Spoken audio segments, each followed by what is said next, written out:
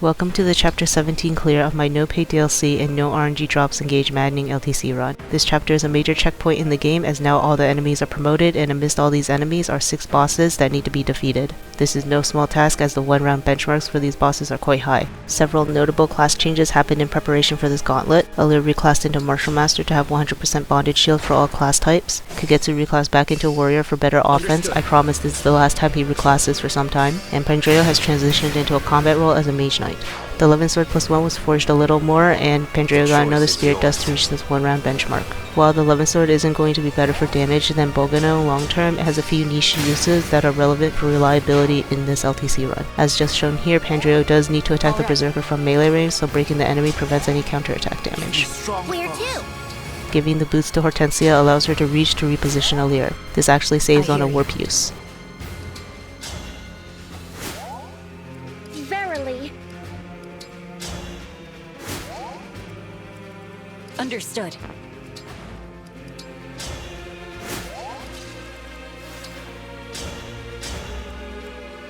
Getting into a combat with this worm aggroes the rest of the map, so I Astral Storm it as soon as possible to get the other bosses moving. This worm is very annoying because if it attacks once, it'll continue creeping up on my characters each turn. As such, I've highlighted its range to make sure none of my units are left within it. Kagetsu is currently in its range because he must be on that tile to reach the center worm with an Astral Storm, but I rectify that with an Obstruct from Diamant. Fram is obstructing next to Alear so that the only characters the Berserker can reach are Pandreo and Kagetsu. He will be attacking Pandreo as he has less defense than Kagetsu, so even if Kagetsu isn't protected under Bonded Shield, he won't be taking any damage.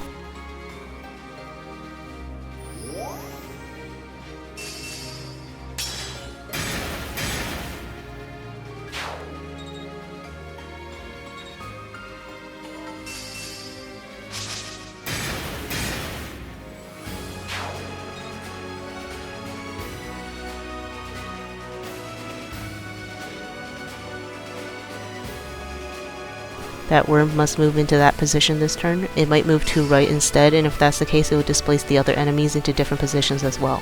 So if the worm moves to right, the time crystal must be used.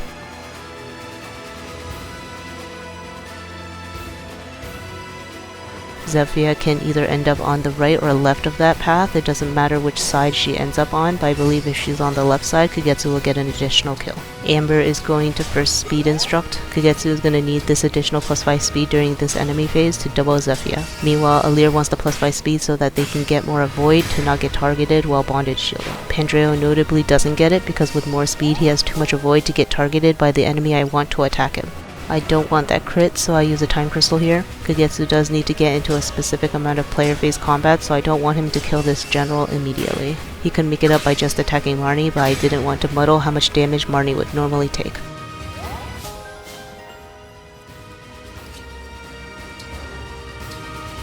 IV obstructs under that worm so that it's locked in place.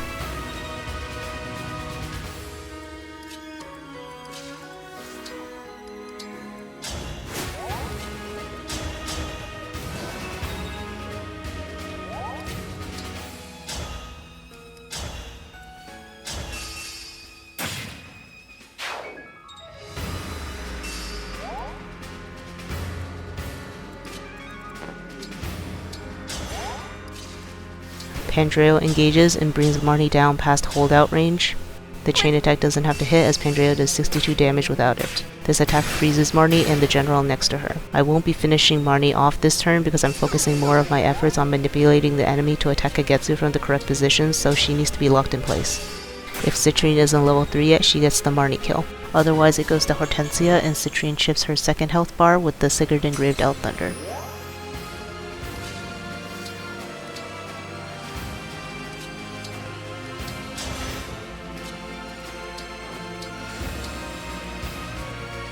Diamant's Obstruct in that position is very important as it prevents Mauvier from attacking Kagetsu from that space.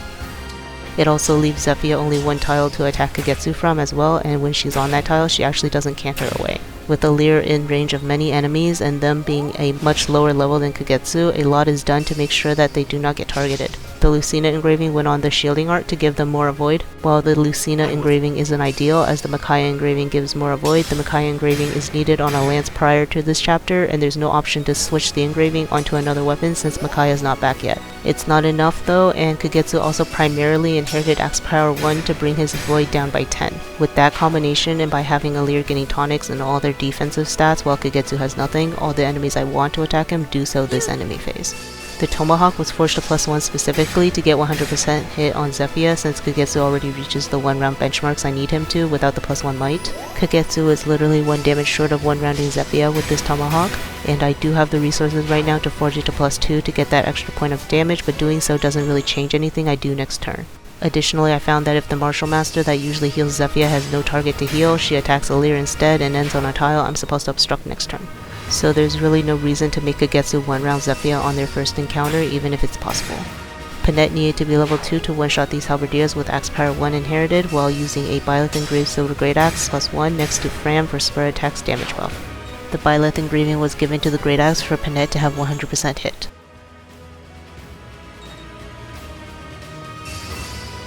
On another note, Alear has inherited mentorship before this chapter for the extra EXP.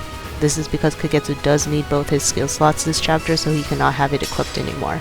And while Pandreo isn't in as many combats as Kagetsu, he's in a decent amount to take advantage of mentorship if Alear has it inherited. Seadall inherited it too, but it's a much less notable inheritance on him that will just help a little throughout the rest of the run.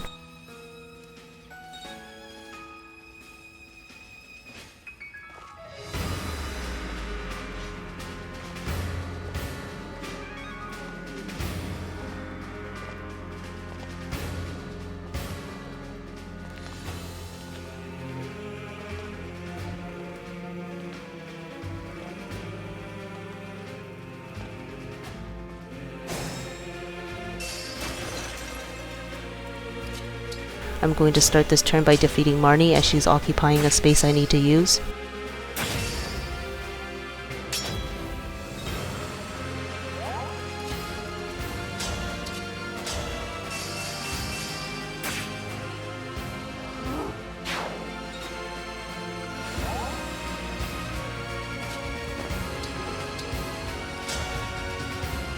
This freeze hit rate can be better if I inherited Divine Pulse on Ivy, but I'm actually out of Bond Fragments and I need to test to make sure that swapping speed +2 out on Ivy doesn't suddenly change any enemy movements.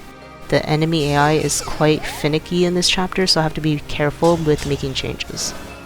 Pandreo is going to freeze and apply Draconic Hex to both Zephyr and Mavier this turn. It's okay if he gets crit by Mavier, there are several opportunities to heal Pandreo so that he survives the rest of his battles.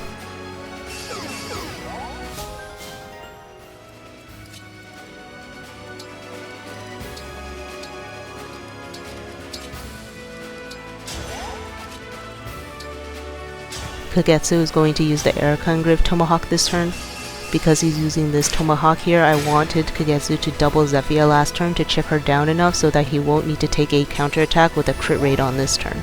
This engraving lowers Kagetsu's avoid and dodge by a lot, and that'll draw all the enemies I want to attack him this enemy phase. Amber doesn't need to instruct, I'm just doing it for free support points and bond rank. Now Hortensia, Diamant, and Fram are going to create a wall with Obstructs to protect the rest of my units.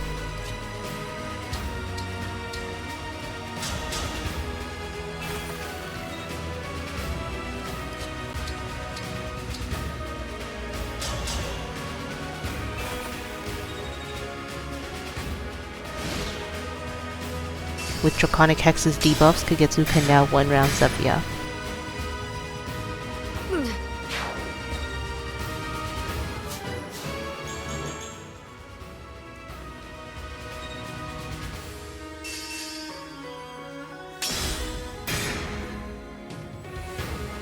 What more?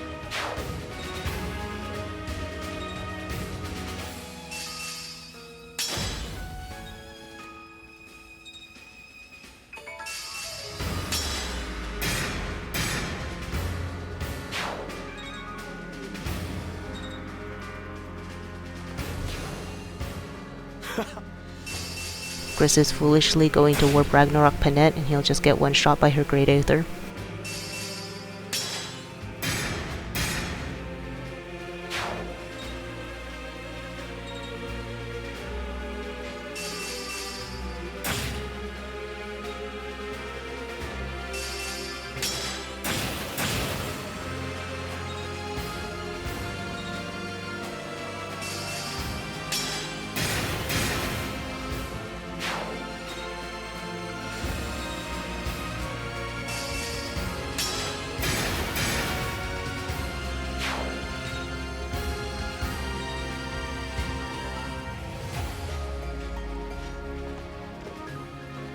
Hyacinth and Veil do need to end up in those positions, otherwise it's a time crystal use as their other positions can depend on whether Zephyr moves left or right during turn 1 of enemy phase.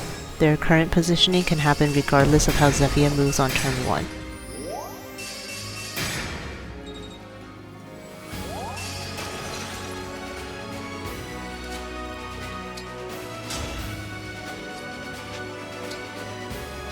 The Roy engraved Steelblade +1 makes a return after a hiatus to get Marin a kill on this worm with a Twin Strike.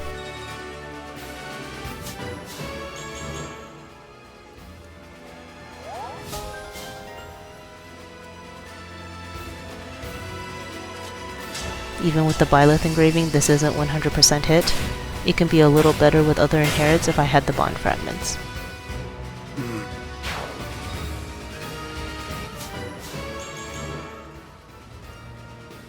Panette has a full inventory so that she can deposit the Boganone into the convoy.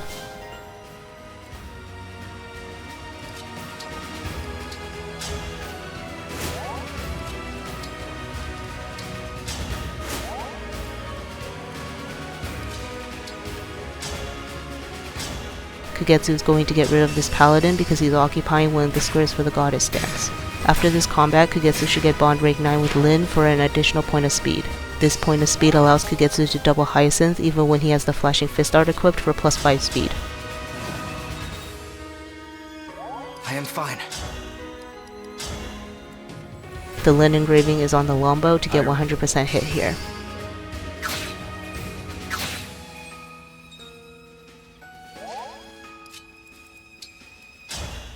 Pandreo Torrential Roars here to Draconic Hex and freeze Veil in place. The water terrain is also quite helpful to get 100% hit as Veil is pretty dodgy here.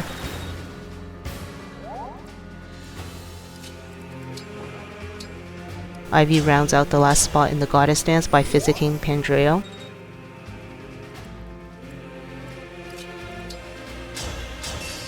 With the speed buff from the Goddess Dance, Pandreo should have exactly enough speed to double Hyacinth.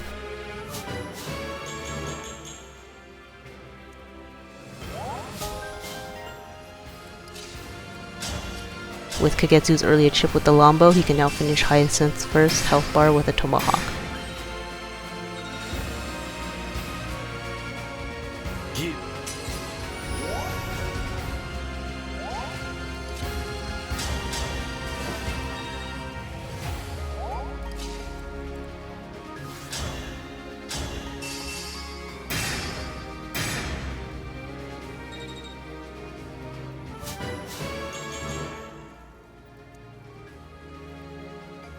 Hero.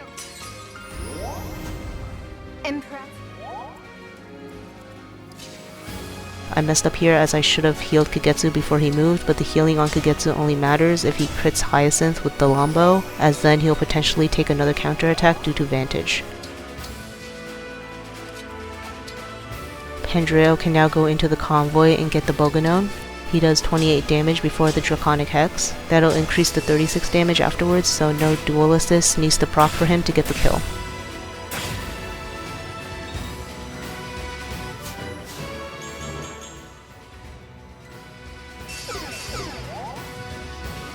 Hortensia has a free action this turn, so she'll just get some EXP with the help of Fram.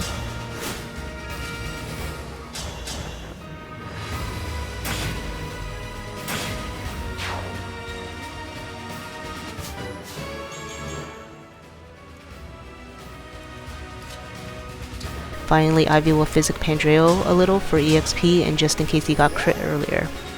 Veil and Hyacinth move first on enemy phase and can only attack from range, so Kagetsu and Pandreo will finish them off on the counterattack. One notable thing about Kagetsu's combat with Veil is that he does need to do enough damage in case she heals 10 HP due to Divine Speed's Dragon bonus. How could...